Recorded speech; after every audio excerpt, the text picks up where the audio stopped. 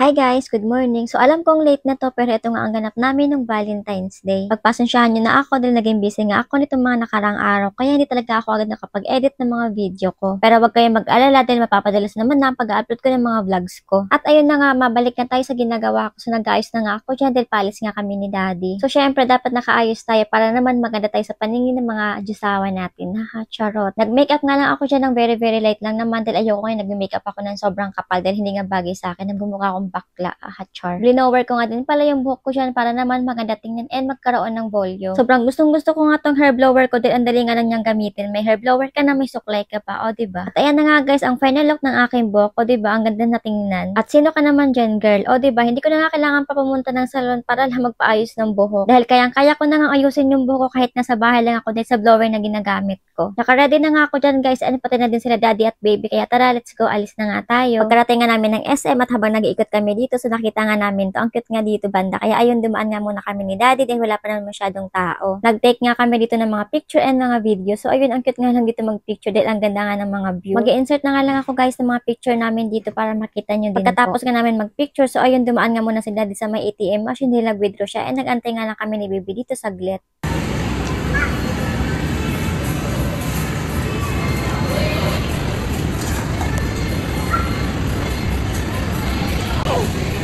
Maklin? Oo, labi ni Kakasal.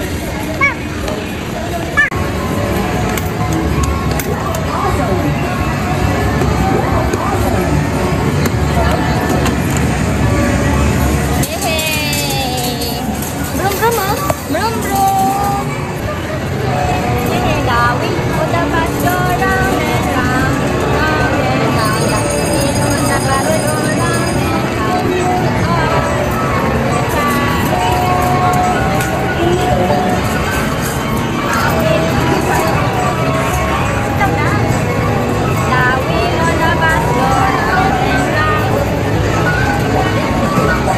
Baby! Dito daddy. Daddy oh.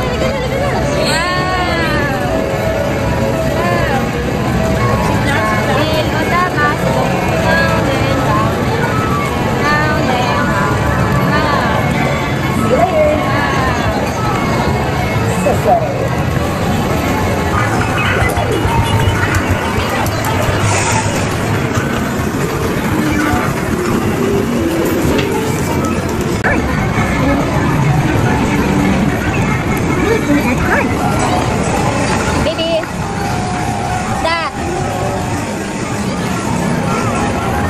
Pagkatapos ka namin maglaro dun sa arcade, so ayun, naglakad-lakad nga ulit kami nila daddy. And then nakita naman ni baby itong train, kaya ayun, sumakay na naman nga kami. Pagka nandito kasi talaga kami sa SM, hindi talaga pwede na hindi sasakay si baby dito dahil alam na nga ni baby pagka nandito kami. So ayun, once na makita niya tong train, kailangan talaga na sumakay dahil pag hindi, nako, magwawala talaga ang batang batuta. Big boy na nga talaga ang baby namin at nagkakaisip na dahil alam na nga niya yung mga gusto at ayaw niya. Hey Maclean, loko, ang saya-saya mo dito. Alam ko in the future, mapapanood mo din tong mga vlogs ni mami na kasama ka namin. Sobrang bilis lang talaga ng panahon dahil kailan lang newborn ka pa lang ngayon. Tinan mo, ang laki-laki mo na nga, magto 2 years old na nga ang baby namin na yan. Mahal na mahal ka namin ni daddy nak and gagawin nga namin ang lahat, mapasaya ka lang. At lagi ko nga itong sinasabi, mostly siguro sa mga videos ko na sobrang thankful talaga ako and masaya dahil nga nung bata ako. Marami nga akong mga hindi naranasan nung bata ako pero sobrang thankful lang talaga ako dahil ayun, naranasan nga ng anak ko ngayon na ibibigay at naipaparanas kasi namin kay baby yung mga hindi namin naranasan nung mga bata pa kami. Kaya sobrang thank you Lord sa lahat po ng mga blessing niyo sa amin. Ang lahat ng papuri po ay nasa iyo.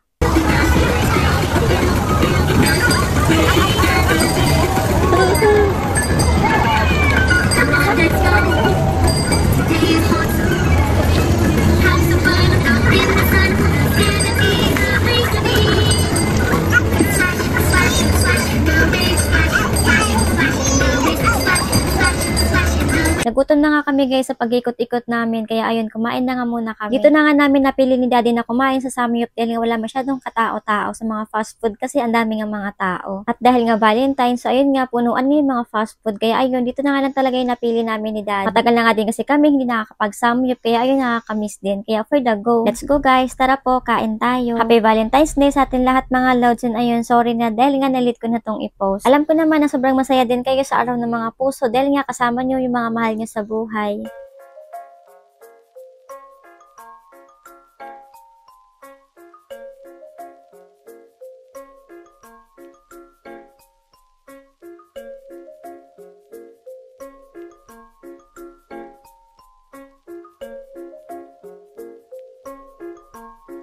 Habang kumakain nga kami dyan, so ayun, binigay ko na nga kay daddy yung gift ko sa kanya. Ay, baka kinilig yan, ha, charot. Meron nga din palang gift sa akin si daddy guys, so ayun, hindi nga flowers yung binigay niya dahil nga malalanta lang daw.